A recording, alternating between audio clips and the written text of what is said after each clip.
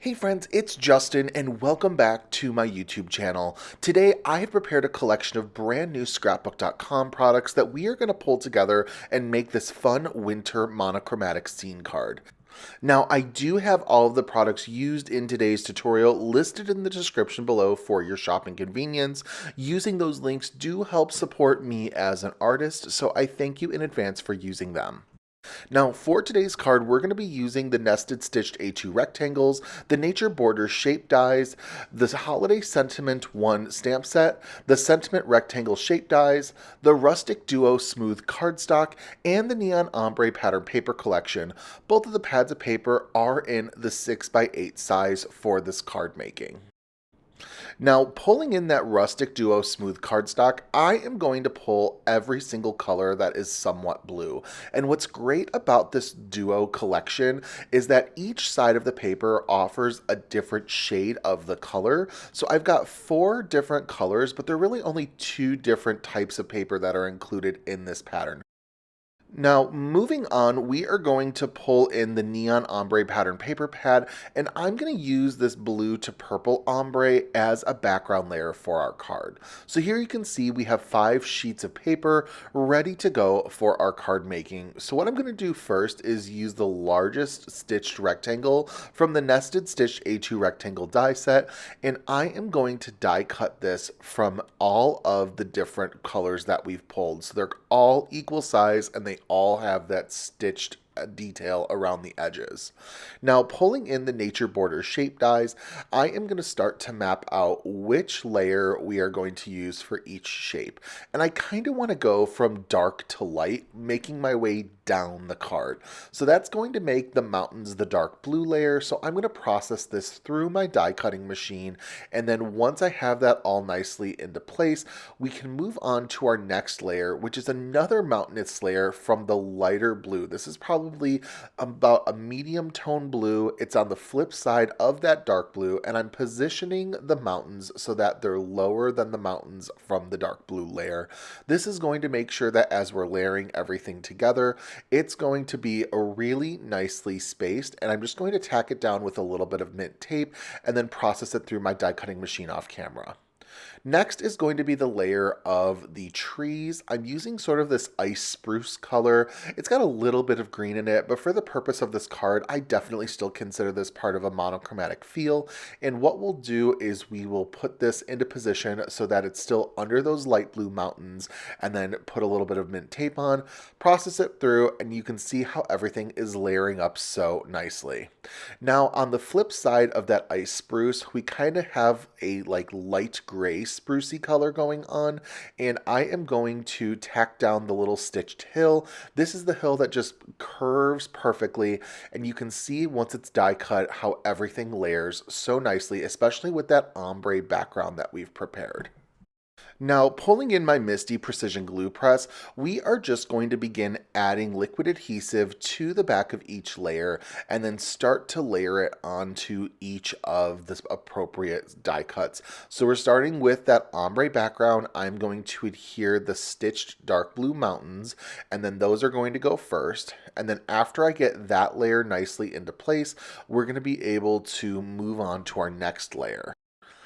So for that next layer, we are going to put those light blue mountains, adding our liquid adhesive to the back of the layer. It slipped out of my hand just a little bit. Hey, it happens. And then continue with putting that liquid adhesive onto the back of the panel and lining it up. What I really love with all of these layers as we're adhering them is that the use of those stitched rectangle dies for each of the layers, you continue that stitched theming along the edge so the detail is consistent. It's not just on the background where we can only see it for that purple to blue ombre layer, it's through the whole card, and I think that those small details really matter when it comes to the final design of our card. So keep those in mind as you're preparing for your cards to get put together, and those little details that you can include that really make your final product pop. Now, as we finish up with our snow hill on the bottom of our layering, we can now add in an additional detail that really puts a winter feel to this card. So I'm going to pull in some white linen ink dilution spray and splatter it over my project because this is going to give a really fun snowfall effect. I wanted to put this over when all of my different layers are adhered together because it adds snow to the entire card. Now, next, what we're going to do is we're going to pull in the Holiday Sentiments 1 stamp set, and I just want to use the stamp set that says Winter Wishes.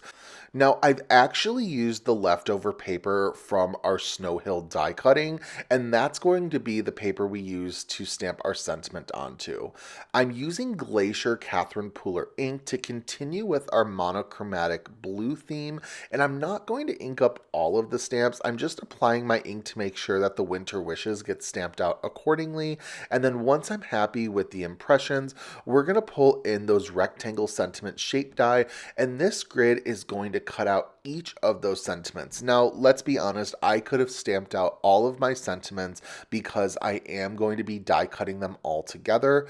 However, I didn't want to overly do it. I really only needed the one sentiment for right now, but keep in mind with this sort of a stamp and coordinating die, you do have the option of inking the whole stamp up and then using the rectangle sentiment shape die to die cut them all out. Put them in your stash, use them at a later date, whatever works for you. I just wanted to just use a couple of them, and here you can see I've got my Winter Wishes sentiment strip all ready to go for some card making. Now, I really love how our scene is coming together, and I'm going to use a little bit of foam tape to put onto the back of our sentiment strip as I get it onto our card. I'm using some 3mm foam tape. It is my absolute favorite foam tape. It's from scrapbook.com as well.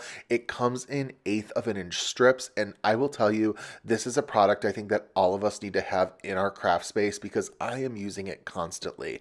I use it whenever I want to adhere a little bit of dimension. It's also great for shaker elements onto our cards as well.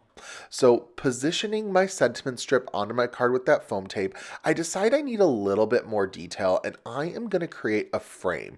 Now, using those stitched A2 rectangle nested dies, I am going to kind of measure out which sort of dies I want to use to create this frame. So here you can see I am pulling in the 3rd and 4th largest dies in the nested A2 stitched rectangle die set, and I am going to nest them inside one another onto the Studio White cardstock, tack it down with a little bit of mint tape, and as I process it through my die cutting machine, I get this really nice white frame with a little bit of stitched edging. And I think that this almost helps capture the moment. It puts a little bit of detail in. It almost gives the effect that this card is a picture, but then clearly the picture goes outside of the frame as well. I think it's a fun little detail to stretch the use of your nested dies to create some fun framework with it. So we're just going to put a little bit of that liquid adhesive on the back of the Studio White frame that we've prepared, and then I am going to use my finger just to kind of rub off any sort of that excess adhesive, and then I'm going to place it onto my card, sort of center it the best that I can, and then once I'm happy with that, oh my goodness, I'm loving how this is coming together. This white Studio White frame is working perfectly with those snowfall splatters we did previously. We're going to add just a little bit of embellishment. I have got some silver holographic sparkle spots. These are from Trinity Stamps, and I think that they're just going to really bring a little bit of an extra fun detail to our card. So using my liquid adhesive, I'm going to kind of map out a couple little dots where these sparkle spots are going to go, and then I will begin the process of putting them into place. I do highly recommend using some sort of a wax tip tool to pick up your embellishments and to get them onto your project. So I am using a pickup tool by Trinity Stamps. It works really nicely with these flat sparkle spots, but please use whatever tool you may have on hand that works accordingly. Now, to finish up our card, we are going to put some liquid adhesive onto the back side, just kind of doing a nice smooth layer, and then this is going to be placed onto a pre-prepared A2 sized card base that I've done off camera. I try to make sure that there is enough liquid adhesive on the back of my card panel so that it's going to solidly adhere to my card base. It's not going to come up at the edges. I don't have to worry about it being so light that it fell off. And then with everything in place, my Winter Wishes card is fully completed. I love this monochromatic look. I think the little burst of purple at the top is such a nice feel for this card, and I really love all of those ink spray white linen splatters that we did all over our background to give it a fun wintry feel. Now, if you haven't yet already, don't forget to like and subscribe for future card making inspiration, and I do have all of the products used in today's video linked in the description below for your shopping convenience. As always, thank you for stopping by my YouTube channel today, and I can't wait to get crafty with you real soon. Goodbye.